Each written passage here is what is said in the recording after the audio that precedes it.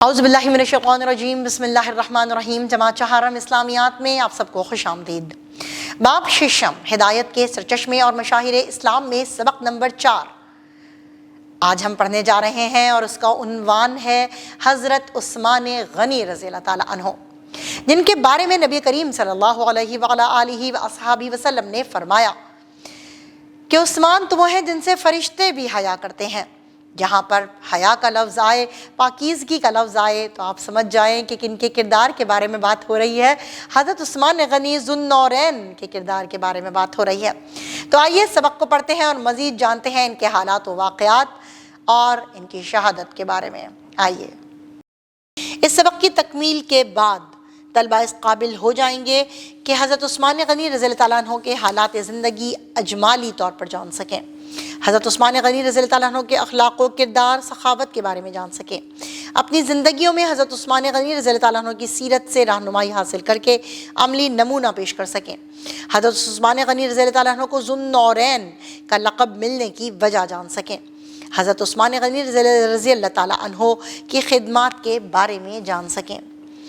فرمان مصطفیٰ صلی اللہ علیہ وآلہ وصحبہ وسلم ہے، عثمان رضی اللہ تعالیٰ عنہ سے فرشتے بھی حیا کرتے ہیں۔ جی تو آج ہم بات کریں گے حضرت عثمان غنی رضی اللہ تعالیٰ عنہ، جو کہ مسلمانوں کے تیسرے خلیفہ راشد ہیں۔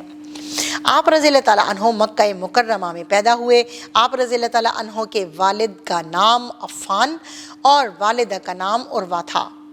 آپ رضی اللہ تعالیٰ عنہ کی کنیت ابو عبداللہ تھی۔ آپ رضی اللہ تعالیٰ عنہ قریش کے ایک معزز قبیلے بنو امیہ سے تعلق رکھتے تھے۔ آپ رضی اللہ تعالیٰ عنہ کا نسب 5ویں پشت میں رسول اللہ خاتم النبیین صلی اللہ علیہ وآلہ وصحبہ وسلم سے جا ملتا ہے۔ حضرت عثمان غنی رضی اللہ تعالیٰ عنہ جوان ہوئے تو کپڑے کی تجارت کی۔ جلد ہی آپ رضی اللہ تعالیٰ عنہ کا شمار امیر لوگوں میں ہونے لگا۔ آپ رضی اللہ تعالیٰ عنہ دیانت دار، نرم دل اور ہمدرد انسان تھے۔ آپ رضی اللہ تعالیٰ عنہ غریبوں کی مالی مدد کرتے، مصیبت میں ہر ایک کے کام آتے، اسی لیے آپ رضی اللہ تعالیٰ عنہ کو غنی کہا جاتا تھا۔ آپ رضی اللہ تعالیٰ عنہ بہترین اخلاق کے مالک تھے۔ اب ہم پڑھیں گے قبول اسلام اور ہجرت کے بارے میں۔ حضرت عثمان غنی رضی اللہ تعالیٰ عنہ شروع ہی سے پاکیزہ فطرت کے مالک تھے۔ آپ رضی اللہ تعالیٰ عنہ وہ چوتھے شخص تھے جنہوں نے حضرت ابوبکر صدیق رضی اللہ تعالیٰ عنہ کی دعوت حق کی آواز پر لبیک کہا اور نبی اکرم خاتم النبیین صلی اللہ علیہ وآلہ وصحبہ وسلم کی خدمت میں حاضر ہو کر اسلام قبول کر لیا۔ آپ رضی اللہ تعالیٰ عنہ کا شمار السابقون الاولون، یعنی اسلام کے آغاز ہی میں اسلام قبول کرنے والوں میں ہوتا ہے۔ جب آپ رضی اللہ تعالیٰ عنہ کے گھر والوں کو اس بات کی خبر ملی تو وہ سخت برہم ہوئے۔ آپ رضی اللہ تعالیٰ عنہ کے چچا نے آپ رضی اللہ تعالیٰ عنہ کو رسیوں سے باندھا اور آپ رضی اللہ تعالیٰ عنہ پر سختیاں شروع کر دیں۔ آپ رضی اللہ تعالیٰ عنہ دین اسلام پر قائم رہے اور ہر مشکل کا صبر و تحمل سے مقابلہ کیا۔ مزید معلومات کے لیے آپ کو بتاتی چلوں کہ حضرت عثمان غنی رضی اللہ تعالیٰ عنہ کا شمار ان صحابہ کرام رضی اللہ تعالیٰ عنہم میں ہوتا ہے جن کو زندگی میں ہی جنت کی بشارت دے دی گئی، یعنی کہ عشرۂ مبشرہ میں آپ کا شمار ہوتا ہے۔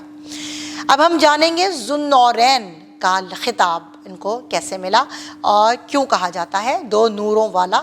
تو جی پڑھتے ہیں ذو النورین کا خطاب۔ قبول اسلام کے بعد رسول اللہ خاتم النبیین صلی اللہ علیہ وآلہ وصحبہ وسلم نے اپنی صاحبزادی حضرت رقیہ رضی اللہ تعالیٰ عنہ کا نکاح حضرت عثمان غنی رضی اللہ تعالیٰ عنہ سے کیا۔ حضرت عثمان غنی رضی اللہ تعالیٰ عنہ نے اپنی اہلیہ حضرت رقیہ رضی اللہ تعالیٰ عنہ کے ہمراہ حبشہ کی طرف ہجرت کی۔ کچھ عرصے کے بعد آپ رضی اللہ تعالیٰ عنہ مکہ مکرمہ واپس آ گئے۔ بعد میں آپ رضی اللہ تعالیٰ عنہ نے اپنے اہل و عیال کے ساتھ مدینہ منورہ کی طرف ہجرت کی۔ 2 ہجری میں حضرت رقیہ رضی اللہ تعالیٰ عنہ کا انتقال ہو گیا۔ حضرت رقیہ رضی اللہ تعالیٰ عنہ کے انتقال کے بعد رسول اللہ خاتم النبیین صلی اللہ علیہ وآلہ وصحبہ وسلم نے اپنی دوسری بیٹی حضرت کلثوم رضی اللہ تعالیٰ عنہ کا نکاح حضرت عثمان غنی رضی اللہ تعالیٰ عنہ سے کر دیا۔ نبی کریم خاتم النبیین صلی اللہ علیہ وآلہ وصحابہ وسلم کی دو بیٹیوں سے یک کے بعد دیگر شادی کی وجہ سے آپ رضی اللہ تعالیٰ عنہ کو ذو النورین یعنی کہ دو نوروں والا کا لقب ملا۔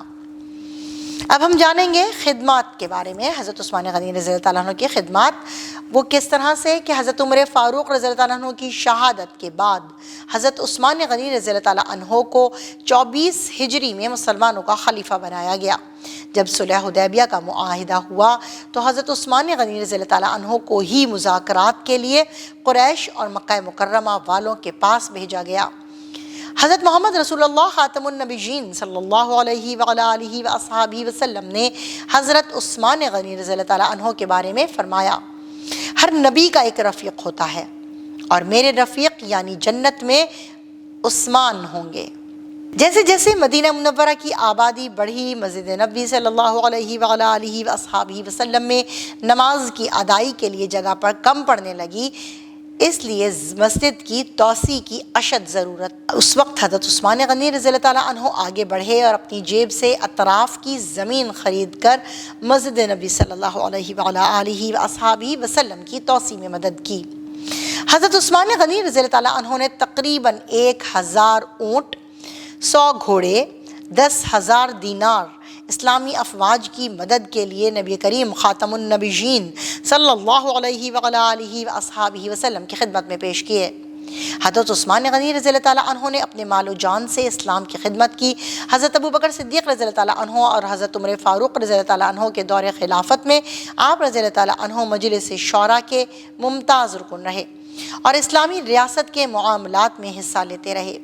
حضرت عثمان غنی رضی اللہ تعالیٰ عنہ کا ایک عظیم کارنامہ یہ ہے کہ آپ رضی اللہ تعالیٰ عنہ کے دور حکومت میں آپ رضی اللہ تعالیٰ عنہ کی زیر سرپرستی قرآن مجید کی اشاعت کا انتظام کیا گیا۔ حضرت عثمان غنی رضی اللہ تعالیٰ عنہ نے حضرت ابوبکر صدیق رضی اللہ تعالیٰ عنہ کے ترتیب دیے ہوئے قرآن مجید کے نسخے کی نقلیں تیار کروا کے تمام صوبوں کے گورنروں کو بھجوا دیں اور اس کی ایک نقل مدینہ منورہ میں رکھی۔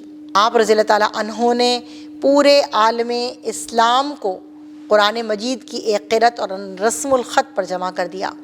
اس کارنامے کی وجہ سے حضرت عثمان غنی رضی اللہ تعالیٰ عنہ کو جامع القرآن کہتے ہیں۔ فتوحات۔ حضرت عثمان غنی رضی اللہ تعالیٰ عنہ کے دور میں اسلامی ریاست کی سرحدیں اسپین، چین اور ہندوستان سے جا ملیں۔ شمالی افریقہ میں طرابلس، تیونس، الجزائر اور مراکش کے ممالک بھی آپ رضی اللہ تعالیٰ عنہ کے دور خلافت میں فتح ہوئے۔ قبرص کا جزیرہ، غزنی اور کابل کے علاقے بھی آپ رضی اللہ تعالیٰ عنہ کے دور خلافت میں فتح ہوئے۔ آپ رضی اللہ تعالیٰ عنہ کے عہد خلافت میں شام کے گورنر حضرت امیر معاویہ رضی اللہ تعالیٰ عنہ نے پہلے بحری بیڑے کی بنیاد رکھی۔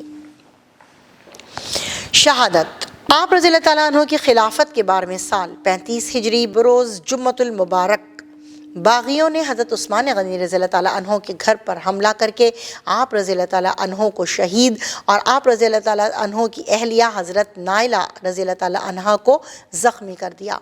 شہادت کے وقت حضرت عثمان غنی رضی اللہ تعالیٰ عنہ کی عمر 82 سال تھی۔ حضرت عثمان غنی رضی اللہ تعالیٰ عنہ کو جنت البقیع میں دفن کیا گیا۔ حاصل کلام یہ ہے کہ حضرت عثمان غنی رضی اللہ تعالیٰ عنہ کا لقب غنی ان کی زندگی کے اہم پہلو کی طرف اشارہ کرتا ہے۔ حضرت عثمان غنی رضی اللہ تعالیٰ عنہ کو اللہ تعالیٰ نے جتنا زیادہ دیا وہ اتنے ہی زیادہ سخی اور مہربان ثابت ہوئے۔ جس طرح حضرت عثمان غنی رضی اللہ تعالیٰ عنہ نے بڑھ چڑھ کر اسلام اور مسلمانوں کی خدمت کی، وہ ہم سب کے لیے مشعل راہ ہے۔ ہمیں بھی اللہ تعالیٰ کے دین اسلام اور اس کے پیروکاروں کی جانی و مالی مدد سے پیچھے نہیں ہٹنا چاہیے۔ میرے پیارے بچوں، آپ نے سبق حضرت عثمان غنی رضی اللہ تعالیٰ عنہ کے بارے میں پڑھا، ان کے قبول اسلام کے بارے میں پڑھا، ذو النورین ہونے کی وجہ پڑھی، دو نوروں والے جو لقب ان کو ملا اس کے بارے میں جانا، اور ساتھ ساتھ ان کی خدمات جو کہ بہت غنی تھے، ہر قدم پر مسلمانوں کی مدد میں پیش رہے۔ تو یہ ساری خدمات آپ نے پڑھی، ان ساری خدمات کو، حالات کو، واقعات کو، ان کی شہادت کو، ان کے کردار کو، ان کی 12 سالہ حکومت کو آپ نے یاد رکھنا ہے۔ ان سب واقعات کو اپنے چھوٹے بہن بھائیوں کو بھی بتانا ہے۔ اسی کے ساتھ اپنے سبق کا اختتام کرتے ہیں، ملتے ہیں اس کی مشق میں، تب تک کے لیے اللہ حافظ۔